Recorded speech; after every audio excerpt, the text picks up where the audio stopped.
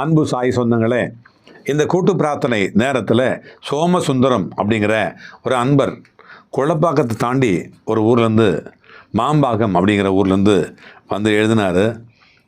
என்ன தெரியுமா?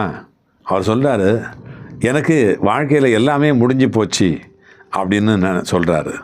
பாபா கிட்ட வந்து ரொம்ப கஷ்டப்பட்டு மன்றாடி பிரார்த்தனை பண்ணார்.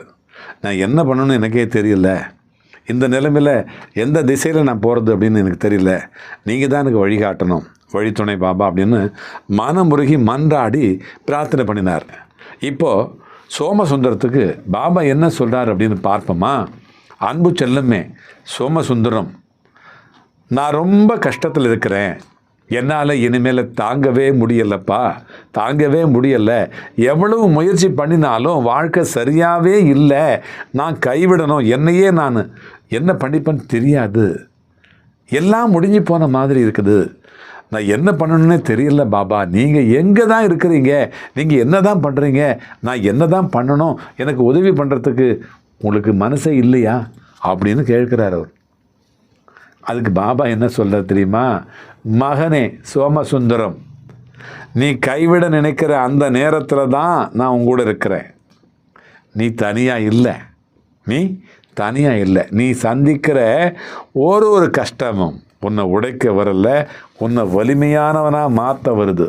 நீ இப்போ பார்க்குற இந்த இருள் நிரந்தரமானது இல்லை, நீ கடந்து போகக்கூடிய உன்னுடைய கண்ணீரை நான் பார்க்குறேன், ஒரு சொட்டு கண்ணீருக்கும் கணக்கு நான் வச்சுருக்கிறேன், உன்னுடைய வேதனையை நான் உணர்கிறேன், நீ நினைக்கிறதுக்கு மேலே உனக்கு சக்தியை கொடுத்து நான் உயரத்துக்கு நான் கொண்டு வர நான் முயற்சி பண்ணுறேன், உன்னை விட அதிகமாக நான் முயற்சி பண்ணுறேன், உன்னை நீயே சந்தேகப்பட்டுக்காத, உன்னுடைய வாழ்க்கை இன்னும் முடிஞ்சு போகலை,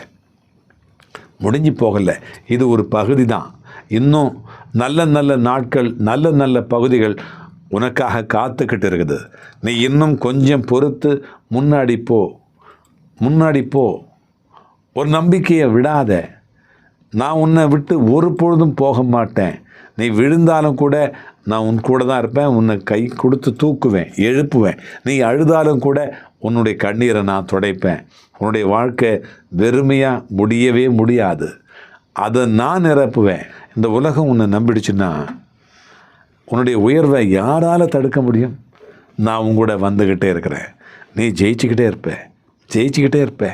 அல்லாஹ் மாலிக்.